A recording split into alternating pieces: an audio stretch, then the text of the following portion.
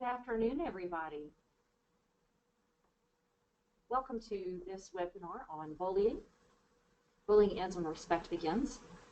My name is April Starr. I'm Director of Training and Quality Assurance for Big Brothers Big Sisters Lone Star. We service a large portion of the state, aside from Austin, San Antonio, Gulf region, El Paso, and up in the Panhandle and Lubbock. Pretty much everything else is us, West Central Texas, North Texas, and Houston area, all down East Texas. So for today's webinar, let me go over a little bit of housekeeping. You'll see on the right-hand side of your screen that you have an interface where you can raise your hand. The little orange hand on the side there is how you raise your hand. You are also welcome to enter. I'm going to unclear the raised hand. I think that was an accident. So you can raise your hand if you have a question, if you want to get my attention during the presentation. Oh, the hand got raised again. I see Elisa Trevino has raised her hand. Elisa, can you type in the chat box why your hand is raised, please?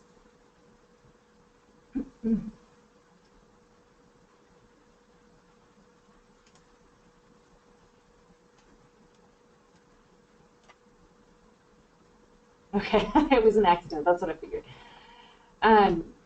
So, as you can see, Elisa raised her hand, and I saw that, and it got my attention. You can also see that I have everyone muted, and that's so that we don't have any audio interfering from people typing and probably chewing, since this is lunchtime. At the end of the presentation, when we have our group discussion, I'll unmute everyone so that we can hear each other and not have to rely completely upon the chat box in order to communicate for that. And that's pretty much it. You've got some volume controls there, but it's best to use volume controls on your computer. And if you have any other questions, you are welcome to ask. So let's get started.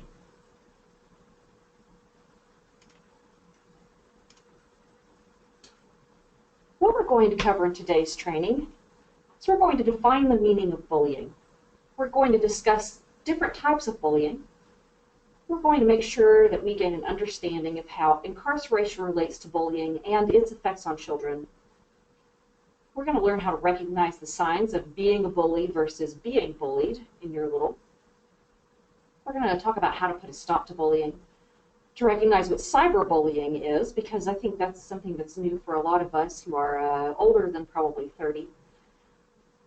We're going to go over some practice tips to help your little and to help you advocate for them. And then at the end, we're going to have an open discussion town hall meeting. And I like to call it a town hall meeting because I don't just want you guys to be asking questions of me, although I very much want that. I also want you guys to offer any tidbits of wisdom that you might have to each other if you've been through this experience before with your little, or just in other ways in your life. It's really great to be able to share with each other. So moving right along, what is bullying? Bullying is when a person asserts power, ridicule, or control over another by hurting, intimidating, threatening, or frightening another person. Children that experience any kind of disruption in their home life are susceptible to bullying or to even being a bully. This is especially so for children who have a family member who is incarcerated because, as you can imagine, that is a huge disruption in their home life. So we're going to do a poll really quickly. It's going to pop up on your screen. I'm going to ask you guys, who has experienced bullying in your life? You'll notice there's an overall yes, an overall no, and then only when I was a child. Answer how you feel is best, that applies to you best.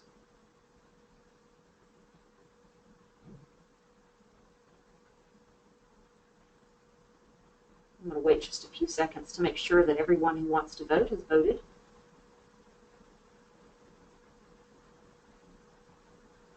All right. I'm going to share those results with you.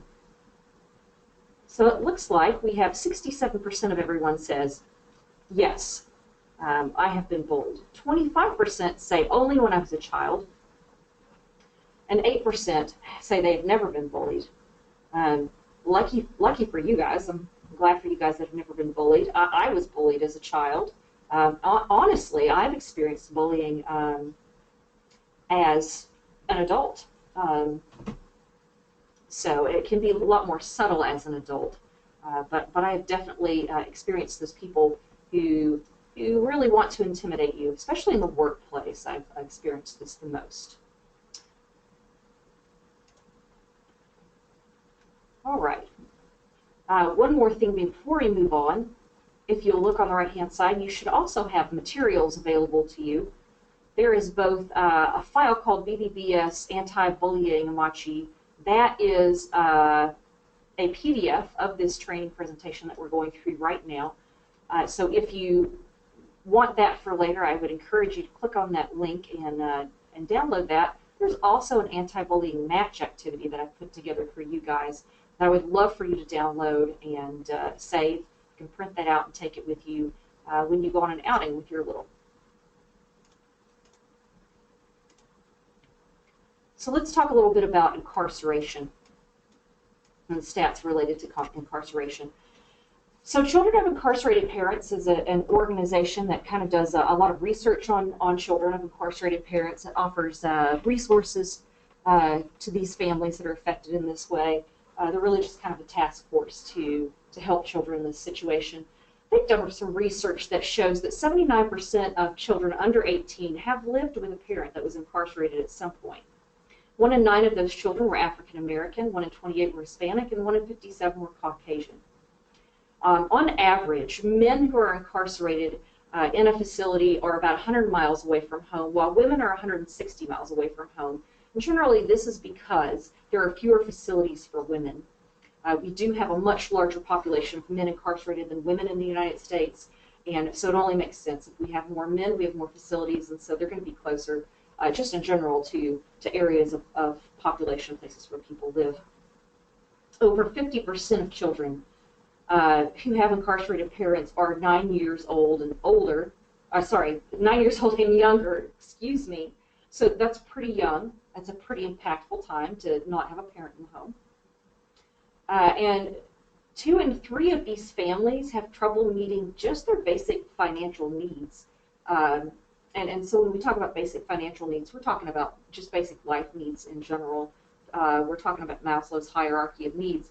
If you're not meeting your basic financial needs, you're probably not completely meeting needs of safety, certainly probably not meeting needs of health needs, taking care of yourself, food, clothing, maybe even toiletries and such. Sometimes these children are the ones where they might have some body odor issues and things like that because they may not have, the utilities might be turned off, you know, or they may not have as much grooming tools as most people need to have. 2 to 10% of incarcerated parents have a child in foster care.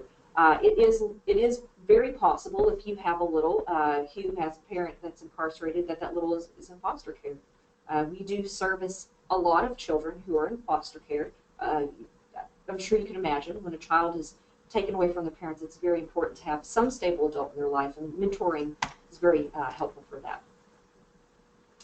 So what are some of the effects of incarceration on youth?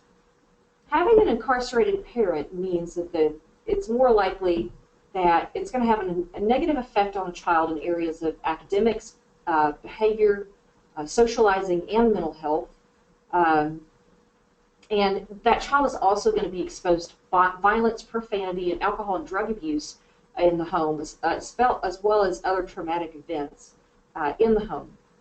So quite a few negative effects there. Because of these negative effects, it makes kids more susceptible to bullying and also more susceptible to be a bully because they're having these really, truly horrible disruptions in their personal life. So how do we recognize the different forms of bullying? Here's kind of what we're looking at these days. Cyberbullying, which is using email, social media, and text messaging to bully another person. Physical violence includes pushing, kicking, hitting, pinching, any form of physical violence. The traditional physical bullying that I think most people think of is like getting shoved in a locker or thrown in the dumpster. You know, those kinds of things. That's physical bullying. Threats, being sarcastic, spreading rumors. This can be very damaging, spreading rumors. It can really lead to, basically what happens is it leads to piggyback bullying, where so many other children will start bullying that child because of the threats and the spreading of rumors. They now have reason to notice this child and possibly bully them as well. Emotional bullying is tormenting, teasing, ridicule, exclusion from groups. Exclusion from groups, I think, is one that most people don't really think of as bullying, but it really is. It can be, where, you know, I think we think, oh, well, you know, kids need to toughen up and learn to be that. Sometimes you're always picked. Sometimes you're going to get picked last, but sometimes these kids are really purposefully excluded in some very deliberate ways, and made to know, you know, that they're being excluded for very deliberate reasons because they're not good enough or whatever. And so that's where you kind of move into bullying. There's racist bullying when it bleeds over into racial taunts, racial graffiti and gestures, throwing gang signs, things like that can be a form of bullying. There's sexual bullying, which is what most of us as adults think of as sexual harassment, but it's sexual bullying. Unwanted physical contact or comments. So what if your little is the bully? How do you tell that? A bully thrives in control, power, and status. They have a poor self-image, and they're very insecure, and they seek attention, which is why they thrive on that power and that status. They're looking for attention from others. They don't respect their self, much less their peers. They are very often bullied at home, and this is where they learn the behavior. They're very often jealous of others, which goes back to their own poor self-image and insecurity. They don't play cooperatively with others very well. They're the kids that take toys or hit with other toys and things like that when they're younger. They'll use verbal or physical aggression with others on the regular as a way to express themselves. They get angry when they lose games. They get angry when they don't get what they want out of life or when something doesn't go their way. They talk about getting even with others. Instead of talking things out, it's getting even. They react with anger or violence when they're questioned in any way. They tend to be very defensive. They often put down their peers instead of building up their peers, and they have a very hard time expressing their feelings. They almost entirely express most of their feelings through anger. And as you can imagine, if a child is in an incarceration, a situation where their parent is incarcerated, there's going to be a lot of anger there, yeah? So this is one reason these kids are very susceptible to being bullies themselves as well. Also, not having that parent there can cause insecurities and just further lead to possibly being a bully. However, a lot of them are going to be bullied. And this is also because they're vulnerable, and bullies look for other children that are vulnerable. They're easy targets. They do look for easy targets because of their insecurity. So it's kind of like the weak preying on the weak almost, if you look at it kind of in a developmental kind of aspect. So how are you going to tell if your little's being bullied? Very often they'll have damaged or incomplete classwork because a bully has taken it from them and ruined it, like on the way to school or something.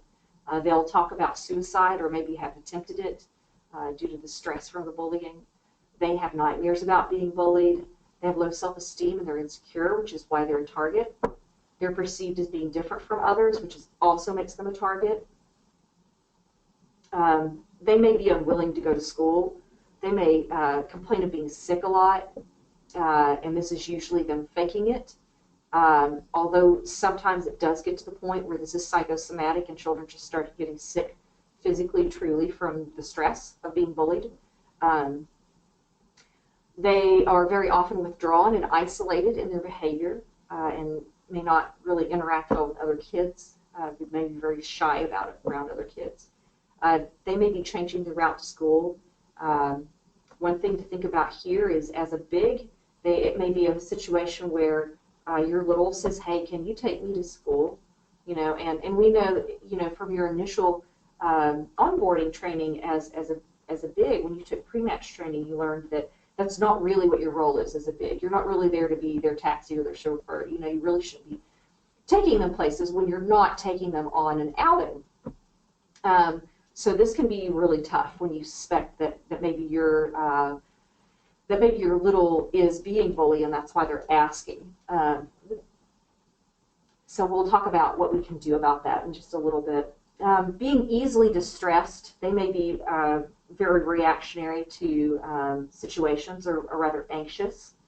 And also, if they regularly lose their lunch money, or say they're not eating lunch, or they seem really hungry to you, you pick them up after school for an outing and they're like really hungry all the time, that might be a good time to ask, you know, if they're eating lunch and see what's going on there. So ways you can help put a stop to the problem: contact your little's parent or guardian. They definitely need to be aware of your suspicions or what you know, because the next step is for them to contact the school. If your little's parent or guardian does not want to contact the school, it would not be a bad idea to consider that. I would encourage you to talk to your match support specialist about contacting the school. If you are in a site-based program, then certainly talk to the school while you're there. But if you're in a community-based program where you're picking up your little at their house and taking them out to do things, and you really don't usually interact with their school, we want that first route to go through the parent or guardian for sure, because they need to be the primary contact with the school. And also, you may find some resistance at the school talking to you about this, since you aren't the little's parent or guardian. But hopefully, their parent or guardian will, you know, jump on that and want to talk to the school. In extreme cases, we need to contact law enforcement, because it can get very physically violent and also can lead to suicide attempts in kids. It's very important to help establish self-esteem and confidence in your little. Let them know that you think they're capable, and that they can do things, and that they have value. Practice with your little how to respond to conflict. Claire McCoy says, talk to your match support specialist. You absolutely need to talk to your match support specialist in this instance, absolutely. But you also need to be talking to your little's parent or guardian as well. Basically, just the circle of communication that you normally keep open with in your match, that needs to be who you speak with, for sure. So,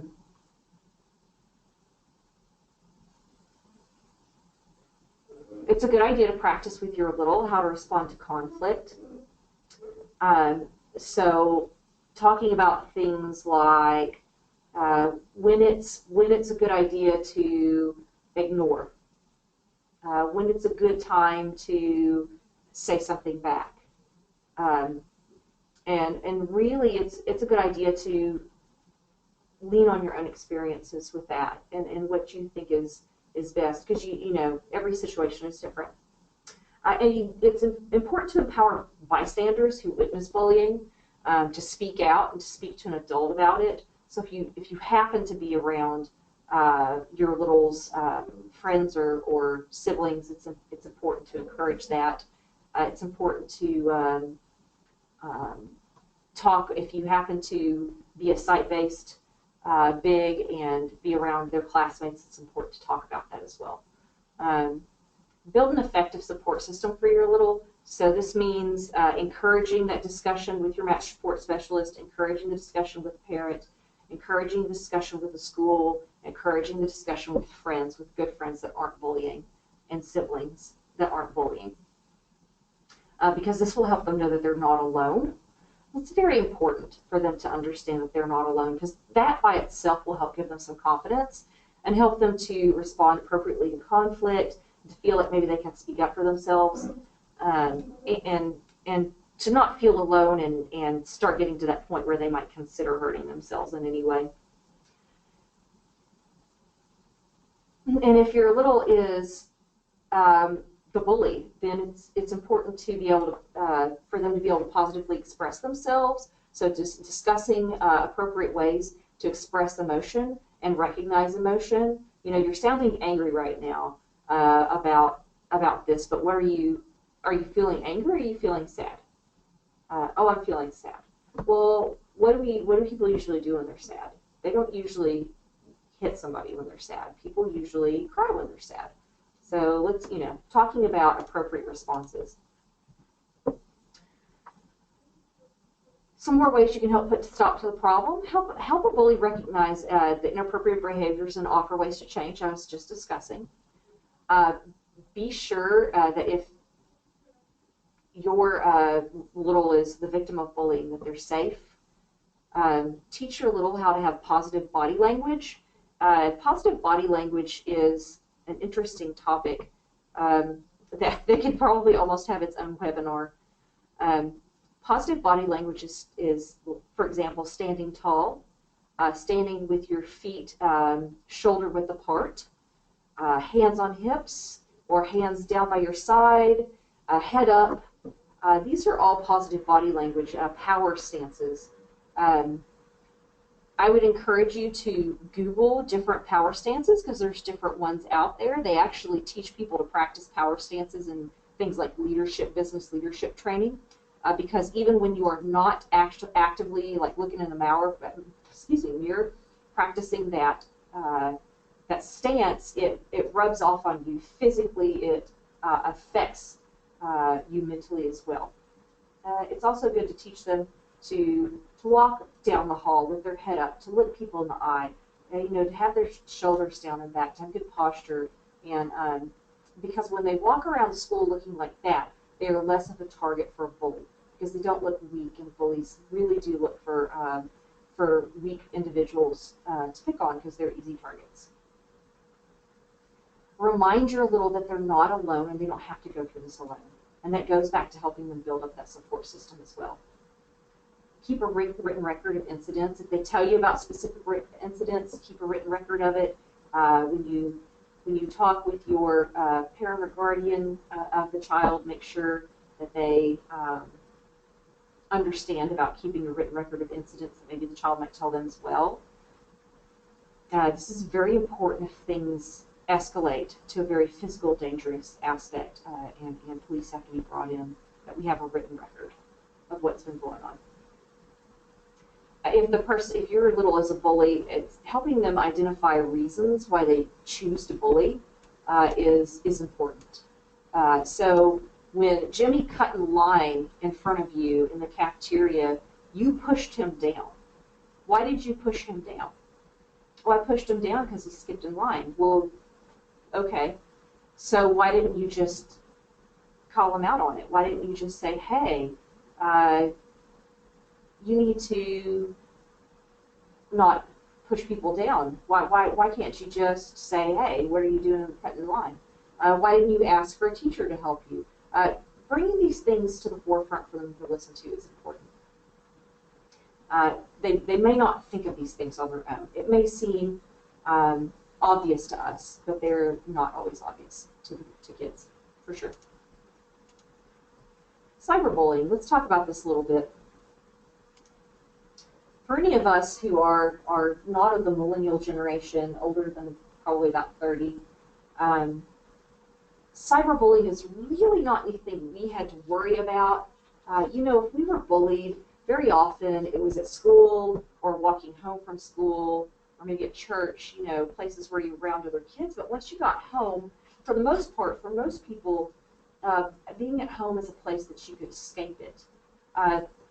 These days, kids really can't escape it because they're on social media all the time. And this is because we've gone from a community atmosphere in our society to a networking atmosphere. And community relations take place face-to-face, where we really truly interact with people in our community. And networking is basically sharing data, sharing ourselves through sharing data, and not really being face-to-face. It's very easy to be a different person or to do things that are wrong or mean when you don't have to see that person face-to-face. It's very easy to allay guilt or any sort of listening to your conscience and things like that when you're not face-to-face with someone. So the key things you can do to stop cyberbullying is learn how to manage social media networks. Facebook, Twitter, Kik, Snapchat, Instagram, these are, Snapchat, sorry, Instagram. These are all things that a lot of our kids are using these days. And it's important to understand how each of these works because they all work differently. They're all just a little bit different. Facebook is kind of long-term and lots of different ways to interact, and Twitter is the short 140-character blurts. Snapchat are pictures that go away after a few seconds. Instagram are pictures that stay there forever. Kik is the messaging back and forth. It's all a little different, all slightly different ways that people could bully. So it's important to talk about with your little about cyberbullying and talk to them about the fact that what's going on, in social media can still be bullying, and that it's not normal and it's not okay. It's important to build trust with your little and offer to be helpful or supportive because they can maybe feel that they are being put on the spot about their social media use. Kids can be pretty defensive of their social media use. We joke about kids being attached to phones and devices these days, but it really is true. So we don't want to cause them anxiety over that because that'll just cut off the conversation. We need to teach the littles not to respond to cyberbullies. So here's the really great thing about social media is that you can hide and block people and just ignore them. So that kind of goes back to that how to face conflict, how to address conflict. In social media, one good way to address conflict is just to block people, and then it's done. It's important that they overreact, stay calm. You overreact, stay calm. Don't blame the victim. We don't want to say, you shouldn't be on social media this much, or da-da-da. What were you doing on your Facebook at 11 o'clock at night? It's important not to say things like that because you can stop the conversation.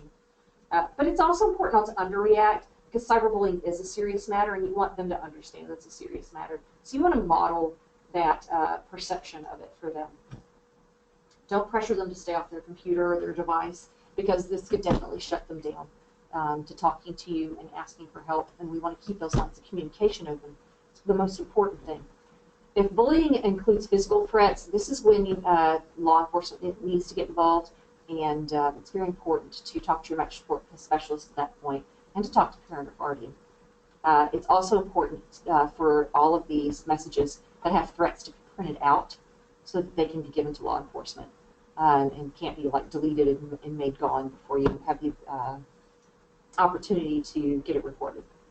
And it's also important to suggest that the parent or guardian monitor the child's sites that they're visiting, and this can be done on phones and computers. There are apps on phones and there are programs on computers that are cheap to free that can see exactly what's going on with the child. And then it's also important to understand that children generally don't need to be off in the room by themselves surfing on things. It's very important that children be in a central location in the home while they are surfing or chatting on social media or on their phones so that an adult can kind of see what's going on. I think there's a bad habit of just allowing kids to run outside with their phone or go into their room by themselves and get on the computer or whatever and interact with people. And this opens them up to being bullied without you being able to know about it. Try to help your little be a judge of good character.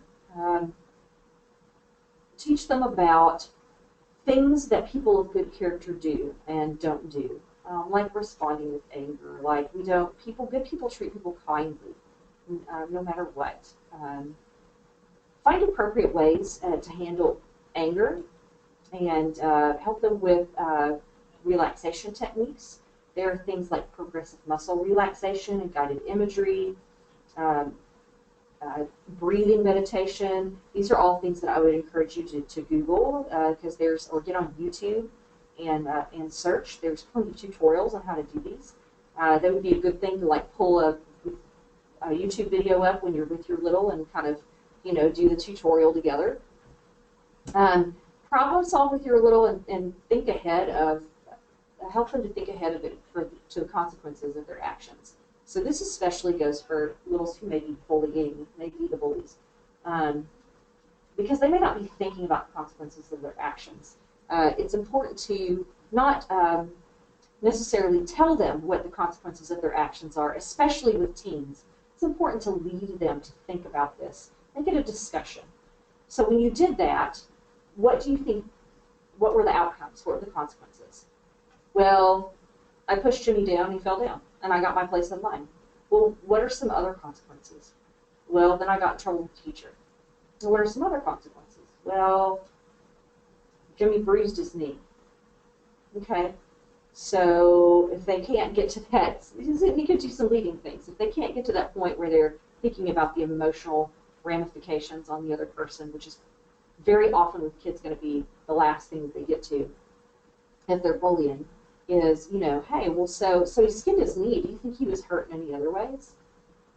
And if you were in his place, how do you think it would affect you? We really want to try to help them think about their consequences and moving into teaching them how to be empathetic to the emotions of others. Trying to talk to them about, you did this. If you were in that person's place, what do you think that would be like? How do you think it would feel? How would you rather, if you were the one that skipped and whined, how would you want the person behind you to handle that? So have some practice time. It's important to have a feelings check-in with your little at the beginning of your visit. How are you doing? How are you feeling? This is both good to identify a little that's being bullied, so they can, maybe they'll tell you they're feeling down, or they're feeling hungry because their lunch money got stolen. This kind of opens up that dialogue for littles who are the bully. This will help them start identifying emotions, both in themselves and in others, which is important. Ask your little to name a time when they felt like they were taken advantage of. Is good, again, for both ends of this spectrum. For the child who's being bullied, it's important for them to be able to identify when they're in a situation where they're being taken advantage of, because sometimes these kids will start blaming themselves and they may not even really see this as a bullying situation that needs to be stopped. They'll see it as their own fault sometimes. And it's important to do this with the bully because that helps them to develop empathy for others. Allow your little time to vent about what makes them angry. Once again, good for both situations. Talking about appropriate dealing with anger instead of taking it out on someone else. Ask your little to name a time when they stood up for themselves. This is especially important for kids who are experiencing bullying, because they may not feel like they've ever stood up for themselves, and they may feel like that's a bad idea. Like they may say something like, well, I've never stood up for myself because it just doesn't work out well for me. But if you really have them sit down and think about it, if they can start identifying any time at all that they stood up for themselves and it worked, you may need to help them see how it worked. This will encourage them to continue doing that. And when they stand up for themselves, they become less and less of a target for those bullies because they're not that easy target anymore. Help your little identify what conflict looks like. Once again, some of these kids might not even understand that this is conflict and that it's not their fault necessarily, and that it's something that's wrong and should stop. They just may accept it as like a part of life, and when they do that, they really don't develop appropriate ways to handle conflict. And I think as adults, we all know it's important to be able to handle conflict. And so it's good to start that while they're young. So here are some more resources for bullying, some good websites that you can visit. Once again, these are in the handout that I would encourage you to download and take with you. And absolutely, like we said before, always contact your match support specialist if you have more questions about this topic. They'll be happy to help you find more resources even than this, and to coach you in specific situations. This is exactly what they're there for. So I'm going to open up the town hall meeting now. I'm going to unmute everybody.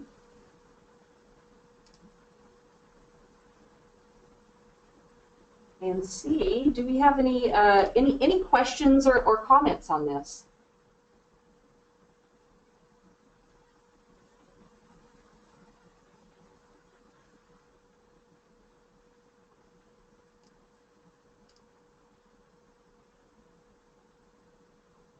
I'll just put my references page up there.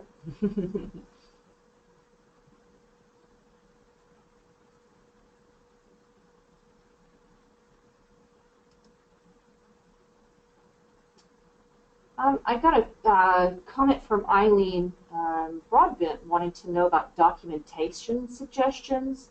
So for BIGS, we do have some staff members on this training right now, and this is coming from our staff member.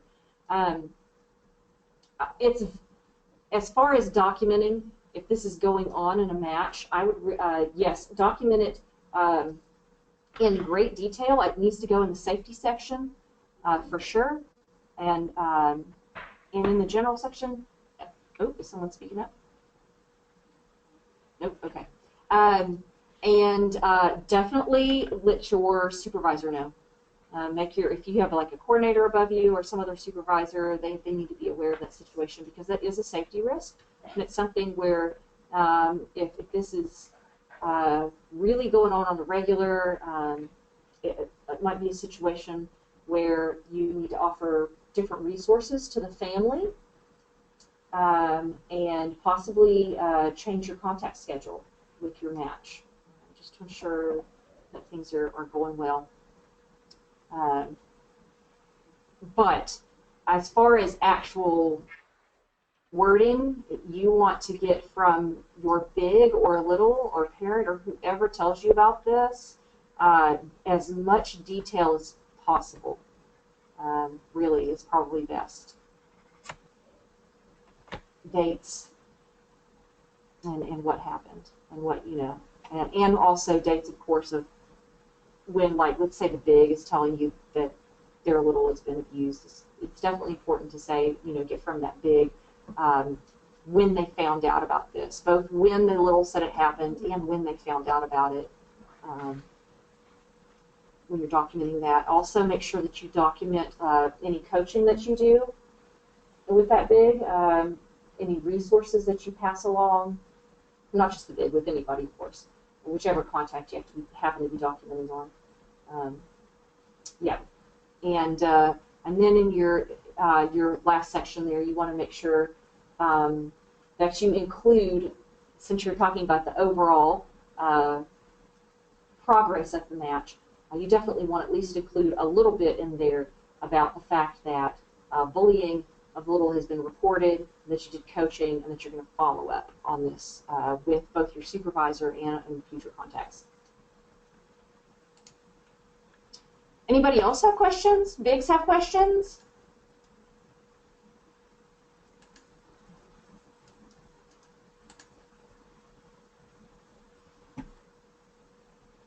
Anybody? Bueller. Bueller.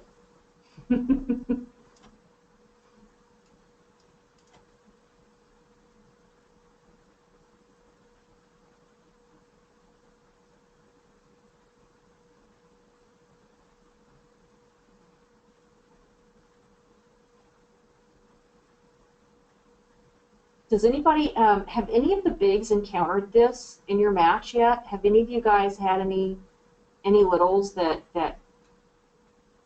have been bullied, or you thought maybe they might be bullied?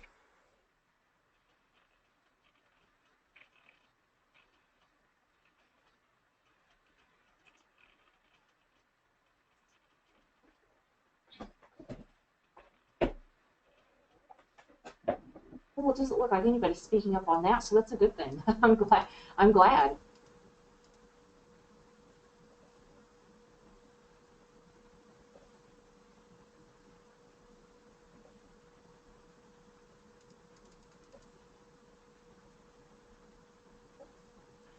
Okay, Eileen.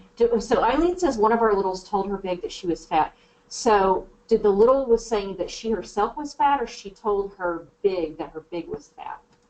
I'm trying to understand.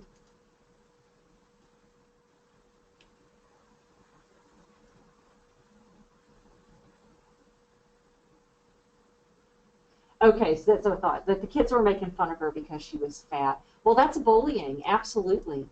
Um, so how did you, Eileen? How did you guys handle that? Did you do coaching with them? Any or I mean, it's not like probably not an extreme case of bullying, but it's still detrimental to the kid and can escalate. That's for sure. Waiting for Eileen to type.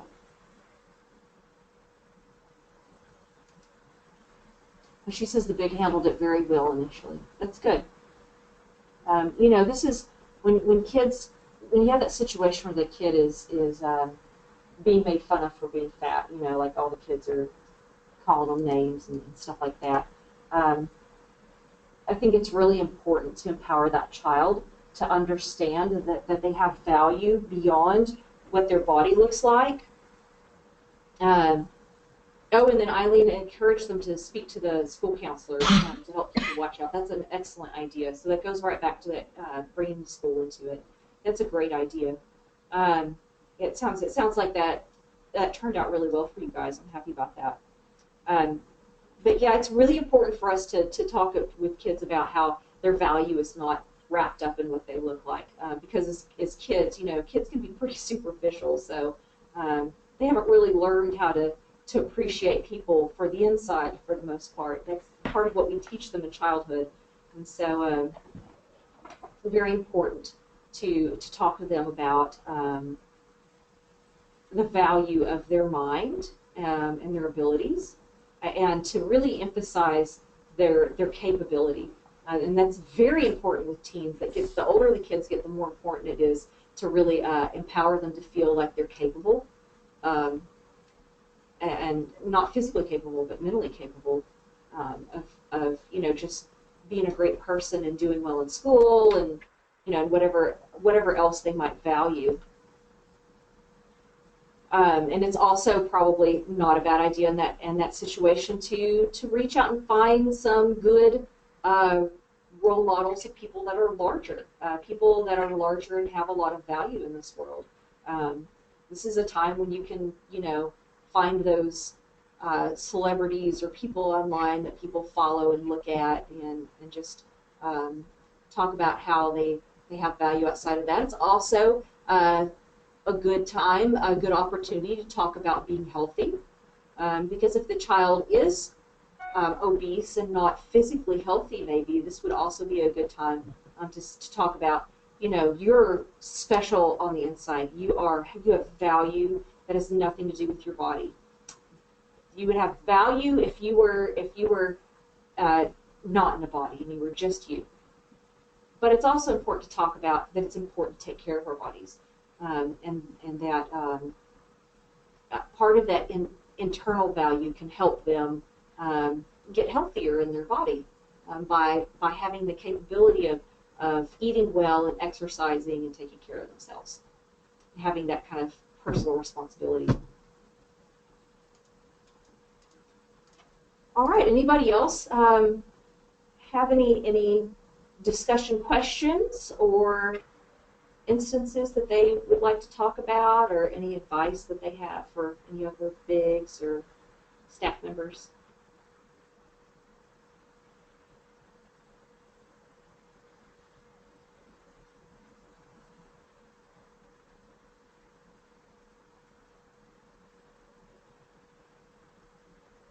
All right, well, we have been in this thick and deep for 45 minutes, so I'm going to go ahead and let everybody go. Thank you so much for coming to the training today. We will have 2 more topics coming up this summer. In June, we are going to have helping reintegrate an incarcerated parent into the family. And then in July, we're going to have a topic on helping to support self-worth in your little.